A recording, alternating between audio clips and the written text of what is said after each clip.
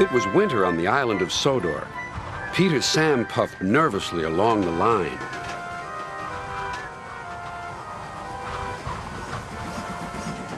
His funnel had never been the same since his accident with some cars. Now the biting wind was trying to blow it away. It was bound to happen at some point for both Peter Sam's funnel and it being winter. I'm telling you, as much as I dislike winter, the imagery is still awfully pretty looking. And from what it seems like now, the whole crew is finally in place. Everyone from Duke to Duncan is here. Unfortunately, that didn't matter to Peter Sam. All he wanted was the new funnel that was promised to him. You and your special funnel, laughed the other engines. They were fond of Peter Sam, but his special funnel had become quite a joke. The winter wind grew worse. The rain came too, turning hillside streams into torrents, which threatened to wash the line away. Yeah, and we all know what happened last time something like that came about. We had a tram engine joining the circus. Luckily, we got Trusty Rusty on the job to repair any of those issues. Where would we be without that little orange box? However, seeing the weather change from a frozen wasteland to soggy sop lands is an interesting transition. Rusty, the little diesel, worked hard carrying workmen up and down the line.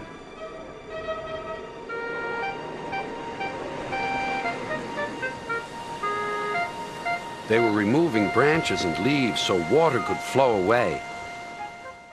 But even with him on patrol clearing whatever spots clogged up, there were other places he couldn't get to in time. So what happened? Another rail bed washed away. Lovely, no? Good thing Toby wasn't around. Not like he'd be able to sit on the rails anyway. And with that, Rusty set off again to mend the twisted line. Accompanying him was his sweet little theme. The important work took longer than expected. As days went by, the weather changed. It became frosty and much colder.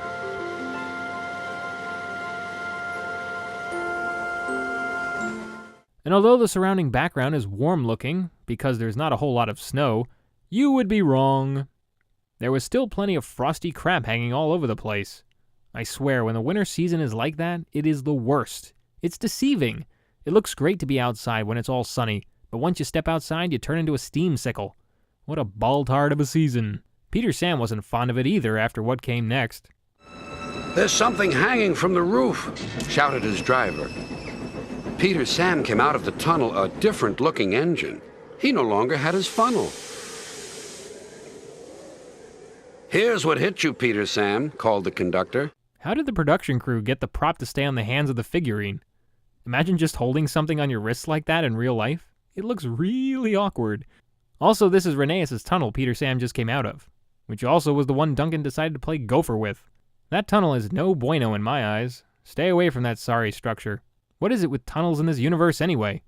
Engines getting bricked up, buses getting pinned, engines getting pinned or losing their funnels. However, Peter Sam's firemen found a quick fix to the problem.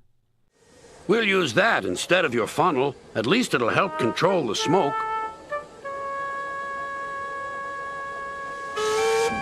Peter Sam finished his journey with the drain pipe wired to his boiler.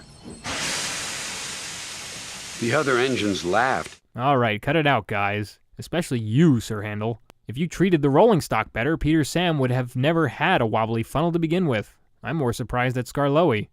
Mr. Old and Wise is rather immature at the moment. Right now, Peter Sam has been the most mature. He completed the entire journey without one complaint. Sure, he didn't like the situation, but he did what he had to do. When his new funnel arrived, he was disappointed by the shape. Which, respectfully so, it did look kind of funny. Sir Topham Hatt reassured him, though, it was modeled that way for an important reason. Peter Sam's new funnel had special pipes which made puffing much easier. I feel stronger than ever before, he hummed. Even Sir Handel was impressed.